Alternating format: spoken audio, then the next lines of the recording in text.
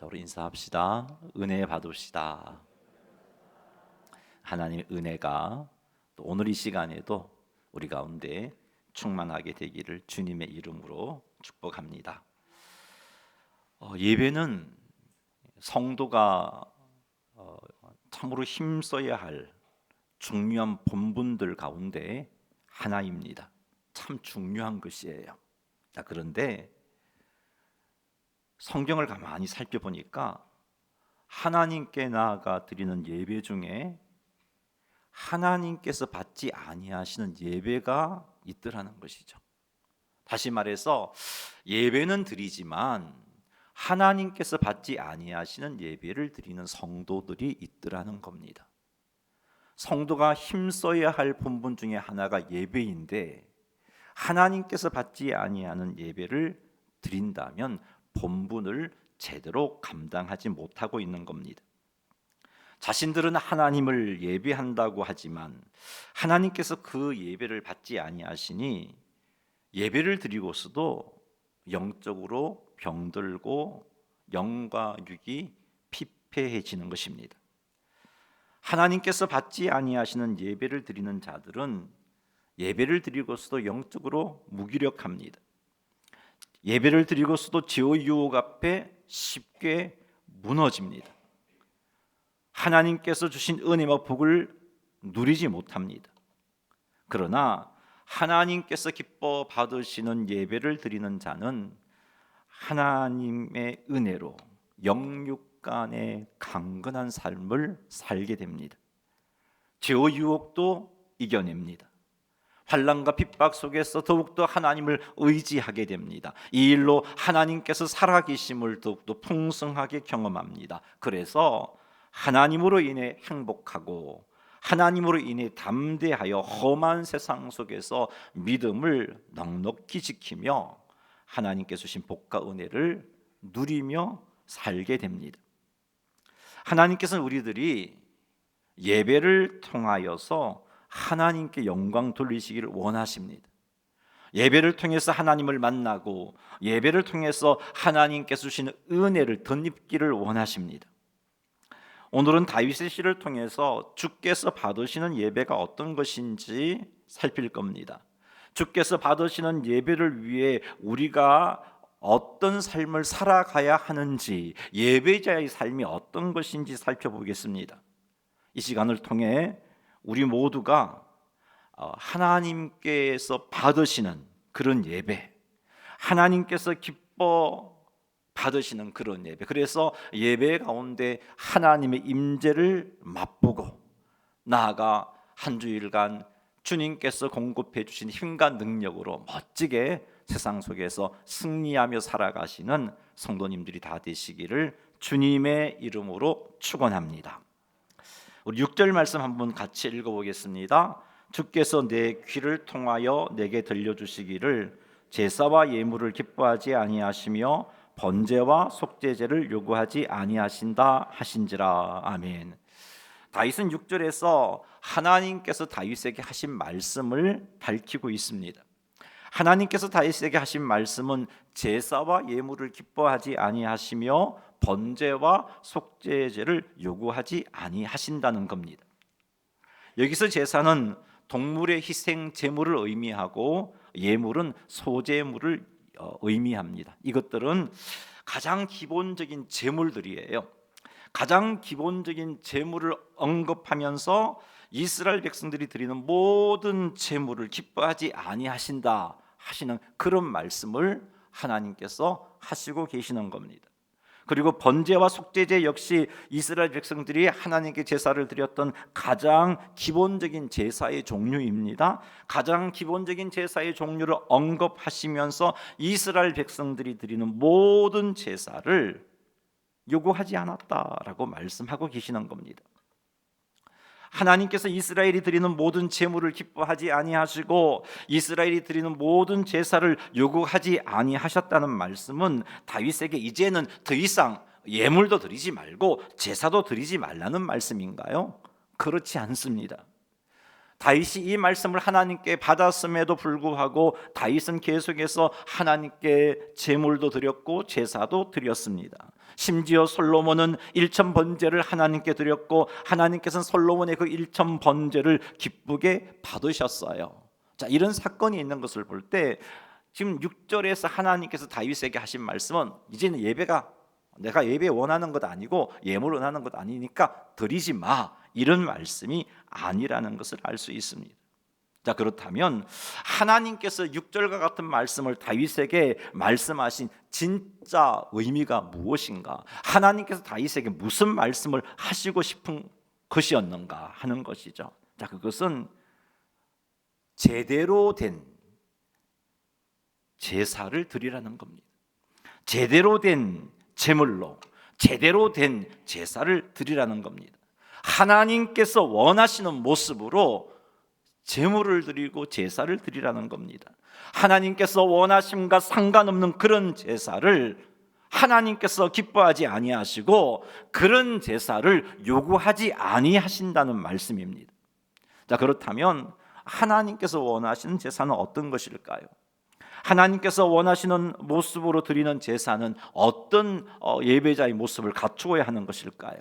7절 이하의 말씀에서 다윗은 하나님께서 원하시는 제사가 어떤 것인지, 하나님께서 받으시는 제사를 드리는 예배자는 어떤 삶을 살아가야 하는지를 우리에게 가르쳐주고 있습니다. 제사와 예물을 기뻐하지 아니하고 속죄와 번제를 요구하지 아니하신다. 이런 말씀을 하나님께서 다윗에게 하셨을 때 다윗이 하나님께 드린 말씀이 7절 말씀이에요. 다시 말해서 너희들이 드리는 예배가 내가 원하는 예배도 아니고 너희들이 드리는 예배가 내가 기뻐하지 않는다. 그런 차원에서 하나님이 말씀하시자 다윗이 하나님 앞에 7절과 같은 말씀을 드립니다. 7절 한번 읽어보죠. 그때에 내가 말하기를 내가 왔나이다. 나를 가리켜 기록한 것이 두루마리 책에 있나이다. 아멘. 다윗이 말한 7절 말씀은 하나님께서 받으시는 제사를 드리기 위해서 제사자가 갖추어야 할 것이 무엇인지, 예배자가 갖추어야 할 것이 무엇인지를 간접적으로 보여주고 있습니다. 나를 가리켜 기록한 것이 두루마리 책에 있나이다 라고 하나님께 말씀드리고 있는데, 그 말씀을 통해서 우리는 예배자가 갖추어야 할 것이 무엇인지를 알 수 있습니다. 나를 가리켜 기록한 것이 두루마리 책에 있다는 말은 내가 순종하고 따라야 할 말씀, 따라야 할 하나님의 말씀이 이 기록된 두루마리 책에 있습니다 라고 다윗이 말하고 있는 겁니다. 자, 이런 말을 했다는 것은 하나님 앞에 예배자 너희들이 드리는 예배가 마음에 들지 않아 라고 말씀하시자, 하나님 나는 알고 있어요. 이 말씀이 이 두루마리 책에 있는 이 말씀이 내게 필요한 마음, 내게 주어진 말씀, 나를 가리켜 기록한 말씀, 내가 순종하고 따라야 할 말씀인 줄 알아요 라고 말씀드리고 있다는 것에서 예배자가 갖추어야 할 것이 무엇인가 우리는 짐작할 수 있어요. 다윗은 하나님의 말씀은 순종하고 따라야 할 것임을 알았어요. 이런 생각을 가지고 있는 다윗은 어떤 삶을 살았을까요? 기록된 말씀에 순종하며 살았습니다. 뿐만 아니라 선지자를 통해서 주신 하나님의 말씀에 순종하며 살았습니다. 하나님께서 원하지 않는 방법으로 제물을 드리고 제사를 드리는 것을 기뻐하지 아니하시고 원하지 않는다라고 말씀하시자 다윗이 한 말이 내가 왔나이다. 나는 하나님의 말씀에 순종하는 삶을 살고 있지 않습니까? 나는 기록된 하나님의 말씀이 내게 주신 말씀인 것으로 믿습니다. 기록된 하나님의 말씀이 내가 순종하고 따라야 할 말씀으로 믿습니다. 지금 그런 대답을 하고 있는 거예요. 이런 다윗의 대답을 통해서 우리는 하나님께서 원하시는 예배를 드리기 위해서 우리가 갖추어야 할 것이 무엇인지를 깨닫습니다. 그것은 하나님의 말씀에 순종하는 삶을 갖추는 겁니다. 기록된 하나님의 말씀이 내가 순종해야 할 말씀인 줄 알고 그 말씀에 순종하며 사는 겁니다. 선포되는 하나님의 말씀이 내가 따라야 할 말씀인 줄 알고 그 말씀을 따라가는 것입니다. 하나님께 예배를 드림에도 불구하고 선포되는 말씀에 순종하지 않는다면 그 예배를 하나님께서 기뻐하지 않으십니다. 하나님의 말씀을 읽음에도 불구하고 하나님의 말씀을 들음에도 불구하고 읽고 들은 말씀에 순종하지 않는다면 이 사람이 드리는 예배 하나님께서 요구하시는 예배일 수가 없는 겁니다.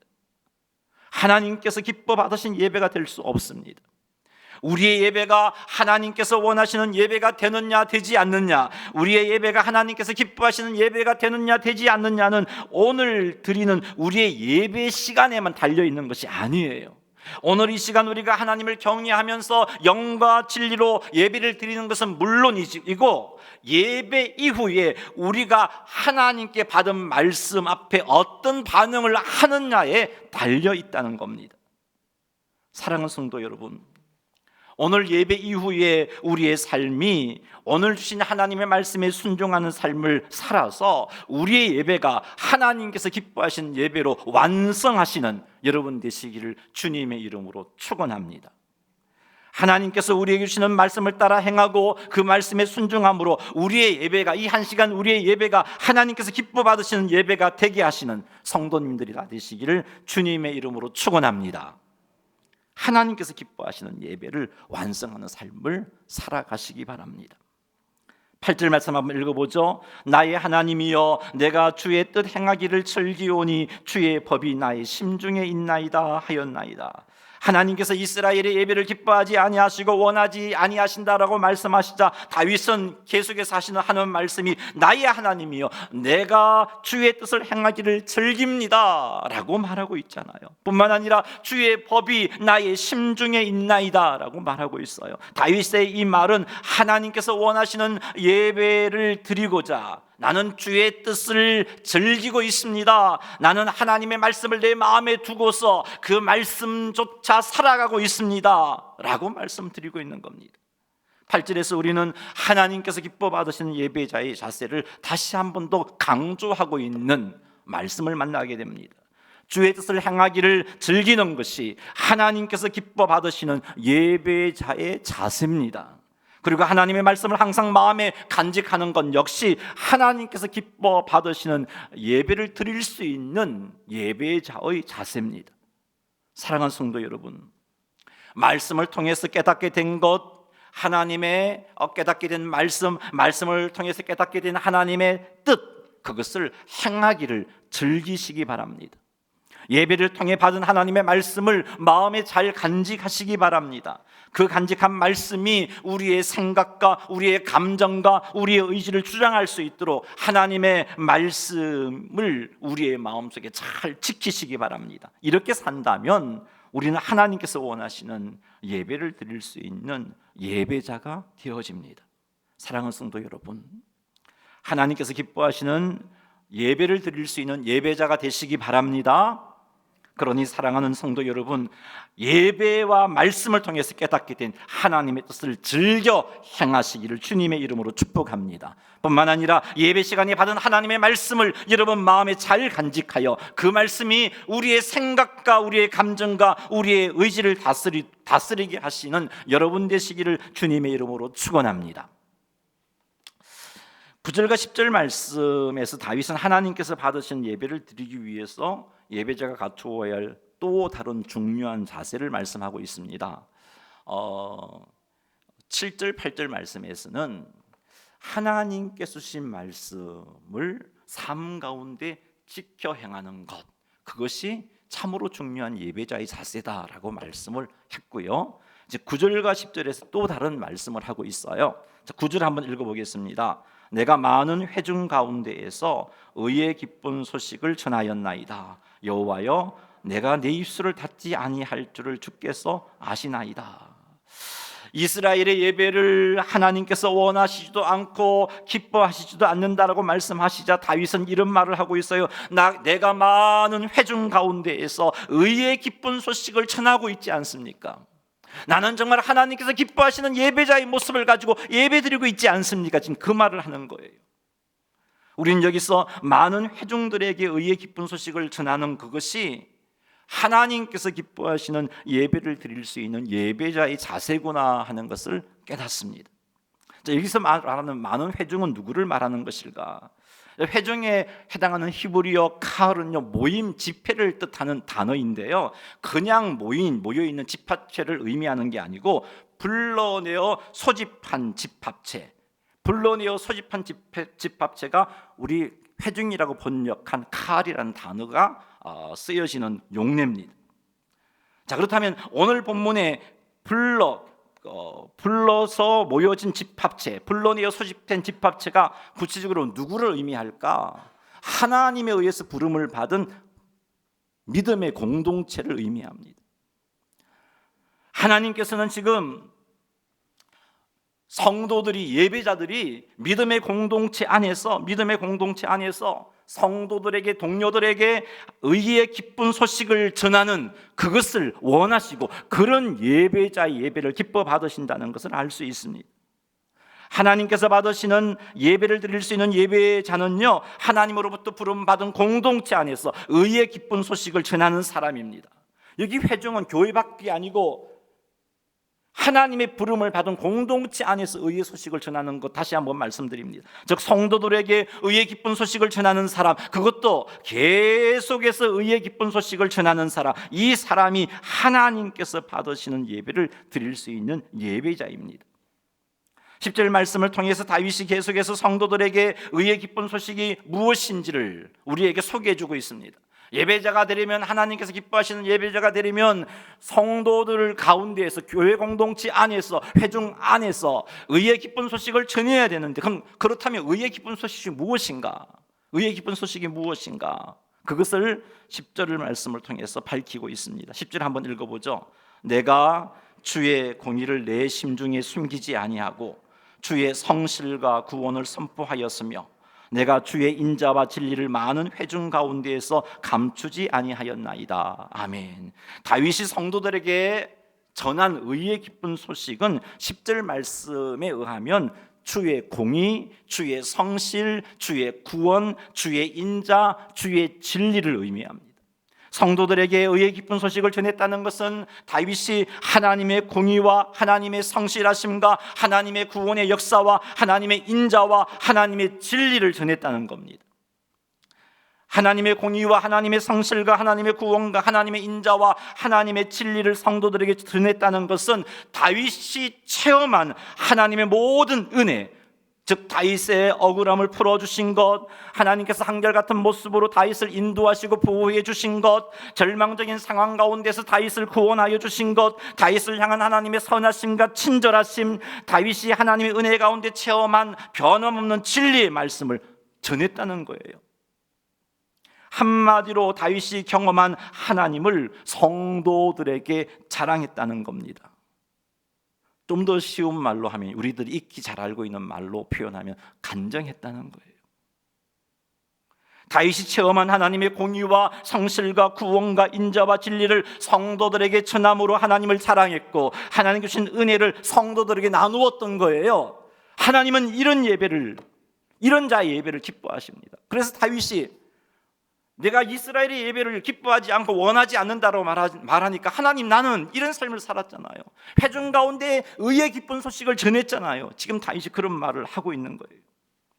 하나님께서 기뻐 받으시는 예배를 드릴 수 있는 예배자는 하나님께 받은 은혜들을 성도들에게 전하는 삶을 살아야 합니다. 하나님은 우리가 체험한 하나님을 자랑하는 것을 기뻐하십니다. 하나님께서는 하나님께 받은 은혜를 간증하는 것을 기뻐하십니다. 성경 구절 한 군데 찾겠습니다. 제가 PPT는 준비했는데요. 구약 성경 마지막 책이죠. 말라기 말씀 한번 찾아보겠습니다. 말라기 3장 말씀입니다. 말라기 3장 16절 말씀 한번 보죠. 구약 책 마지막 구약의 마지막 페이지에 나옵니다.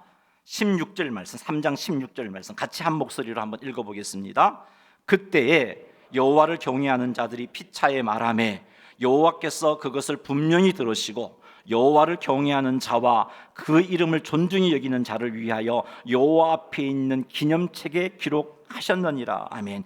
여호와를 경외하는 자들이 피차에 말했대요. 성도들이, 하나님을 경외하는 자들이 피차에 서로를 향하여서 무슨 말을 했을까요? 바로 하나님의 은혜를 경험한 그것, 내가 경험한 하나님의 구원의 역사, 내가 경험한 하나님의 사랑, 내가 경험한 하나님의 인자하심을 서로 말했다는 거예요. 다시 말해서 하나님께 받은 은혜를 간증했다는 겁니다. 말라기 3장 16절 말씀에 의하면 하나님께서 그것을 분명히 들으시고 여호와를 경외하는 자를 위하여 여호와 앞에 있는 기념책에 기록하셨다라고 말하고 있어요. 성도들이 하나님께 받은 놀라운 은혜를 간증하고 그것을 은혜를 끼칠 때 우리 하나님 그것을 들으시고 그것을 하나님 앞에 있는 기념책에 기록하셨어요. 왜 기록하셨을까요? 상 주시기 위해서. 상 주신다는 것은, 이렇게 하나님의 은혜를 간증하는 자에게 상 주신다는 것은 하나님께서 하나님의 은혜를 나누는 것을 얼마나 기뻐하시는지를 우리에게 보여주는 겁니다. 이것을 볼 때 하나님께서 성도들이 피차 경험한 하나님의 은혜를 나누는 것을 귀하게 보시고 기뻐하신다는 것을 알 수 있습니다. 그래서 하나님께서 성도들에게 간증하는 자가 드리는 예배를 기뻐하시고 기뻐 받으신다 하는 것을 우리에게 가르쳐주고 있는 겁니다. 사랑하는 성도 여러분, 나의 예배가 하나님께서 기뻐 받으시는 예배가 되려면 우리의 삶 속에서, 그리고 성도들 간의 교제 속에서 하나님께서 우리에게 베푸신 사랑과 은혜를 성도들과 나누는 삶을 살아야 돼요. 하나님께서 우리에게 행하신 놀라운 사랑과 은혜로 인하여 하나님을 자랑하는 삶을 살아야 합니다. 사랑하는 성도 여러분, 이런 삶을 사시기 바랍니다. 그리하여 하나님께서 기뻐 받으시는 예배를 드리는 예배자가 되시기를 주님의 이름으로 축원합니다. 하나님께서 받으시는 예배를 드리기 위해서 예배자의 삶 속에서 중요한 부분이 하나님께 받은 은혜를 간증하는 것임을 살폈습니다. 그러면 어떻게 하면 우리가 하나님의 크신 사랑과 은혜를 간증하는 삶을 살아갈 수 있을까? 어떻게 하면 하나님의 하나님 되심을 자랑하는 삶을 살아갈 수 있을까? 다윗은 하나님의 놀라운 구원의 능력을 삶 속에서 체험했어요. 이런 삶이 풍성했기 때문에 회중 가운데에서 의의 기쁜 소식을 전하는 일에 지속할 수 있었고, 다윗이 그렇게 의의 기쁜 소식을 계속해서 전한다는 것을 하나님께서도 아시잖아요. 이렇게 자신 있게 말할 수 있었던 겁니다. 다윗이 이렇게 삶 속에서 하나님의 구원의 능력을 체험했기에 하나님을 자랑하지 않을 수가 없었습니다. 그래서 많은 사람들에게 하나님의 위대하심과 하나님의 구원과 하나님의 신실하심과 하나님의 인자하심을 알리는 삶을 살았던 겁니다. 다윗이 하나님의 놀라운 구원의 능력을 삶 속에서 체험할 수 있었던 것은 그가 당한 모든 상황 속에서 하나님을 바라고 하나님을 기다렸기 때문이에요. 시편 40편 1절 말씀 읽어보겠습니다. 내가 여호와를 기다리고 기다렸더니 귀를 기울이사 나의 부르짖음을 들으셨도다. 아멘. 다윗은 여호와를 기다리고 기다렸습니다. 여호와를 기다리고 기다렸다는 것은 여호와께서 자신을 구원해 주실 것이라는 확신을 가지고 인내하며 기다렸다는 겁니다. 그러나 다윗은 하나님께서 도움 주시기만을 수동적으로 그냥 기다리고 있는 자세만 취하지 않았어요. 1절 하반절 말씀에 보면 나의 부르짖음을 들으셨도다라는 이 말씀을 볼 때 다윗은 하나님을 기다리면서 그가 취한 자세는 자신을 구원해 주실 것을 인내하면서 기다림과 함께 하나님께 부르짖는 삶을 살았구나 하는 것을 알 수 있습니다. 부르짖었다는 것은 큰 소리로 외치며 도움을 청했다는 거예요. 다윗이 이런 상황 속에서 하나님을 바라보고 하나님을 기다리면서 하나님은 틀림없이 나를 구원해 주실 분이야라는 믿음의 확신을 가지고 하나님을 기다리면서 부르짖어 하나님 앞에 도움을 청했던 겁니다. 자, 그런데 다윗이 어떤 상황이었을까요? 이렇게 하나님을 기다리고 기다렸던 상황이 어떤 상황이었을까요? 하나님을 기다리면서 하나님께 부르짖었던 상황이 어떤 상황이었을까요? 좀 가능성이 좀 보이는 상황, 자기 힘으로 문제를 해결할 수 있는 그런 상황이었을까요? 아니에요, 여러분. 시편 40편 2절 말씀 읽어보겠습니다. 나를 기가 막힐 웅덩이와 수렁에서 끌어올리시고 내 발을 반석 위에 두사 내 걸음을 견고하게 하셨도다. 자, 2절에 표현된 기가 막힐 웅덩이와 수렁은 사람의 힘으로는 도저히 빠져나갈 수 없는 절망적인 상황을 표현하는 표현입니다. 다윗은 이렇게 절망적인 상황에 있었어요. 인생의 최악의 상황에 있었어요. 자기 힘으로 어찌 해볼 수 없는 상황이 있었어요. 그럼에도 불구하고 포기하지 않았어요. 사람의 힘으로는 문제를 해결할 수 없는 상황이었어요. 답이 없는 상황이었어요. 그럼에도 불구하고 다윗은 하나님께서 구원해 주실 것을 확신하고 기다렸던 겁니다. 하나님의 구원을 확신하며 부르짖으며 기다렸던 겁니다. 하나님의 구원의 손길이 즉시 임하지 않았음에도 불구하고 낙심하지 않았고 하나님을 기다렸던 겁니다. 계속해서 인내하며 하나님께 부르짖었던 겁니다. 그 결과 다윗은 하나님의 구원의 역사를 체험했던 겁니다. 기가 막힐 웅덩이와 수렁에서 끌어올려 주신 하나님의 구원의 손길을 경험했습니다. 내 발을 반석 위에 두사 내 걸음을 견고하게 하셨다는 것은 하나님께서 다윗의 원수들이 더 이상 다윗을 괴롭히지 못하도록 든든하고 완벽한 보호의 은총을 더하셨다는 거예요. 하나님께서 이런 일을 하셨다는 겁니다. 다윗에게는요 이런 감동이 있었어요. 하나님이 나를 구원해 주셨구나. 내 힘으로 어찌할 수 없는 상황 가운데서 하나님께서 나를 사랑하셔서 하나님께서 나를 건져주셨구나. 이런 감동이 있었어요. 뜨거움이 있었어요. 이것 자랑하지 않을 수가 없었어요. 이것을 성도들에게 소개하지 않을 수가 없었어요. 이것을 가리켜서 다윗은 새 노래라고 표현하고 있습니다. 이런 은혜를 체험한 다윗은 하나님의 구원과 하나님의 사랑과 하나님의 신실하심과 하나님의 진리를 사람들에게 전하지 않을 수 없었어요.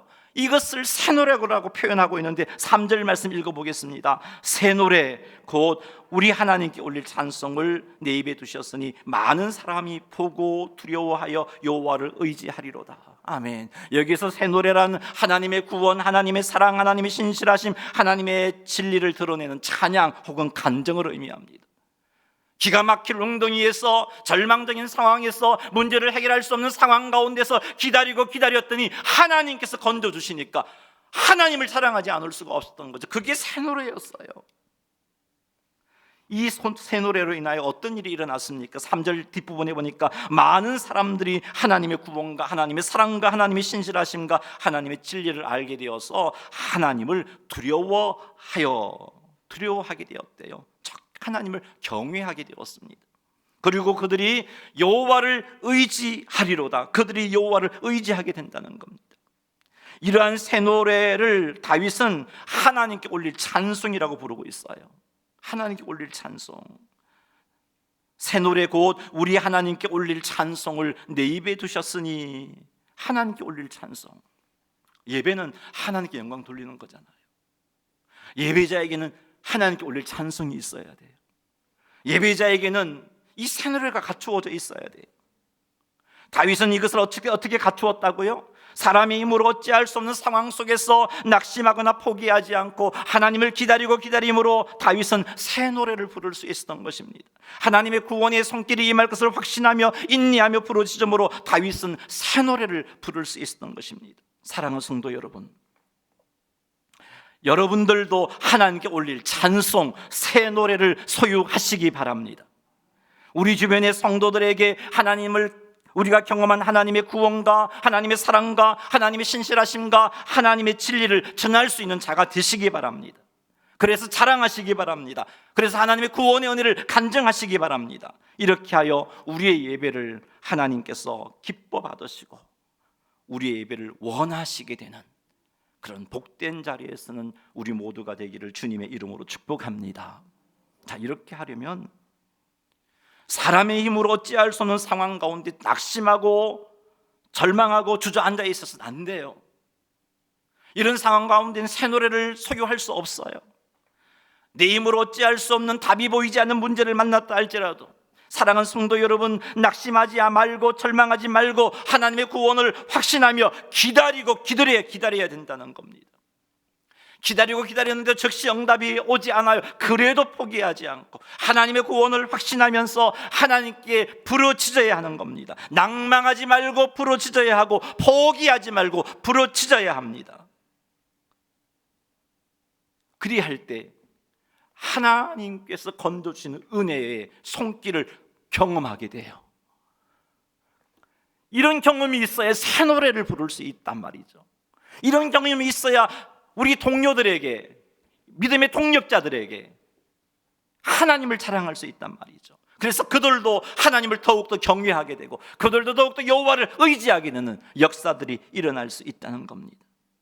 사랑하는 성도 여러분, 어떤 상황에 처하든지 낙심하지 말고 절망하지 말고 하나님의 구원을 확신하면서 하나님을 기다리고 기다리시기 바랍니다.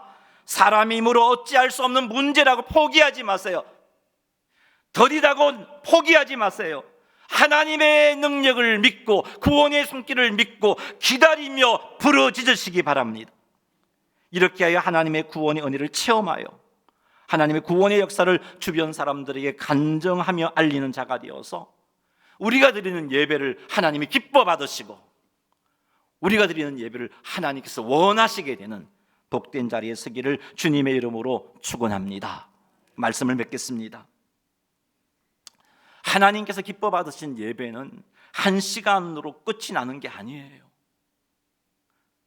우리 예배가 하나님께서 기뻐 받으신 예배가 되려면 이 한 시간뿐만 아니라 선포되어지는 그 예배 시간에 선포되어지는 말씀 앞에 아멘하며 신령과 영과 진리로 예배를 드려야 함은 물론이고 선포되어진 전되어진 말씀을 우리의 가슴에 새기고 그 말씀이 우리의 삶을 주장하게 해서 말씀에 순종하는 삶을 살아갈 때 예배가 완성되어져요.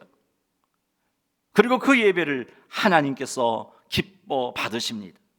사랑하는 성도 여러분, 그러니 선포된 하나님의 말씀을 마음에 새기고 그 말씀에 순종하여 예배를 완성합시다. 그리하여 우리의 예배가 하나님이 기뻐하시고 하나님이 원하시는 예배가 되게 하시기를 주의 이름으로 축복합니다. 그리고 우리의 삶 속에서 하나님의 구원의 역사를 많이 경험하는 삶을 사십시다. 그래야 주변 사람들에게 하나님의 구원과 하나님의 사랑과 하나님의 성실하심을 간증합시다. 이런 삶을 사는 자의 예배를 하나님이 기뻐하십니다. 이 두 가지를 우리의 삶 속에서 풍성하게 하여서 우리의 예배가 하나님이 기뻐하시는 예배. 아니, 하나님이 너무 우리의 예배를 기뻐하셔서 먼저 와서 기다리시면서 왜 빨리 예배 드리지 않냐, 이런 마음을 품으시게 만드는 우리 오천 제1교회 성도님들이 다 되시기를 주님의 이름으로 축원합니다. 할렐루야.